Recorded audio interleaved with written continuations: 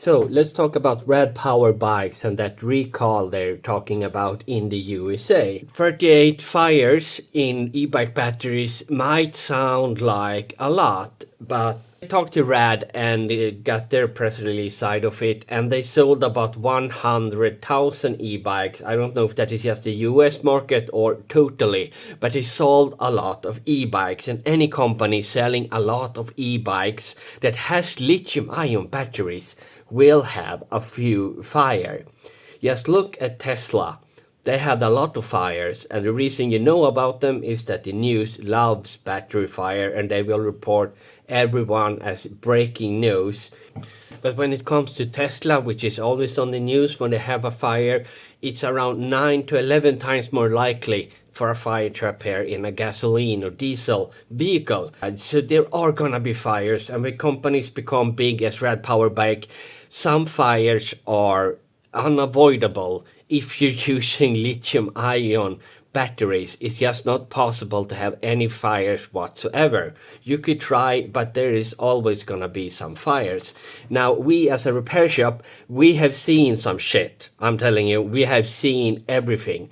And I believe most of these 38 fires, maybe all of them, might be due to user neglect. Now, I'm gonna share some examples. Sure, the Rad Power Bikes batteries could be poorly manufactured, but since we actually received them a few times, we can tell you they are not. They're using brand cells, they have a good sturdy case, where water can only come in from the bottom. They have diffusers located on the outside bottom, but from what I can tell, Rad Power Bikes are among the top 10% best e-bike batteries on the market. There are so many other worse brands that maybe should have a recall. Here we have one of them, which actually has several big problems.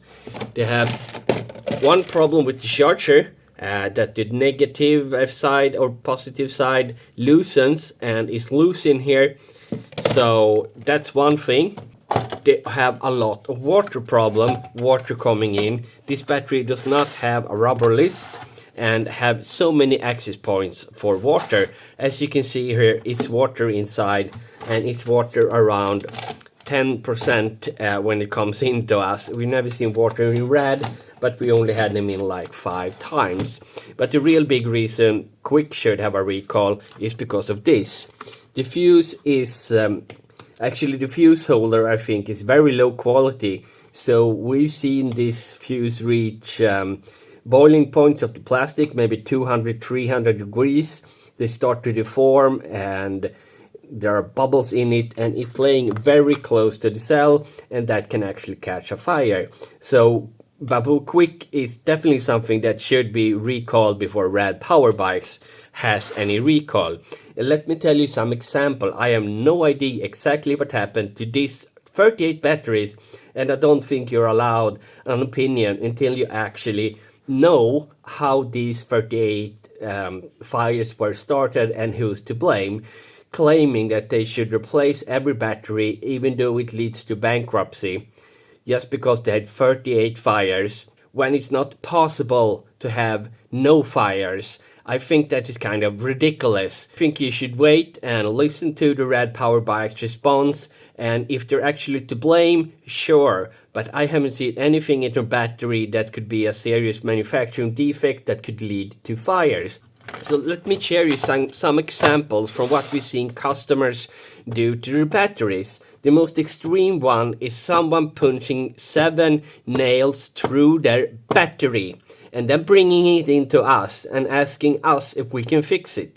I think it might be LiFePO4 and very low voltage, but we could see the ABS plastic in the case had melted and crackled, and it was not a pretty sight. Now, other things we've seen, only once though, someone put their battery in their oven to preheat the battery before charging, because he has read you cannot charge a battery that is too cold.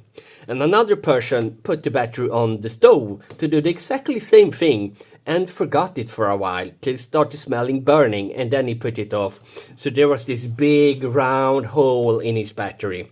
Another user used a power washer to clean his e-bike. You should not use a power washer to clean your e-bike. And so many people drop their batteries both on asphalt and concrete, but also submerge it in water. And no batteries can be submerged in water. Well, there are a few that claim that, but all of these batteries have something called an indicator, which is a thin plastic, and when you press it a couple of thousand times, it breaks. And that includes top brands like Bosch and any of these big brands. If there's a big hole in the indicator, there's gonna come water in there, even though you're IP rated. However, there is one battery that actually I think can submerged underwater for an extended period of time and still survive, and that is the infinite battery, which we tested a few months back.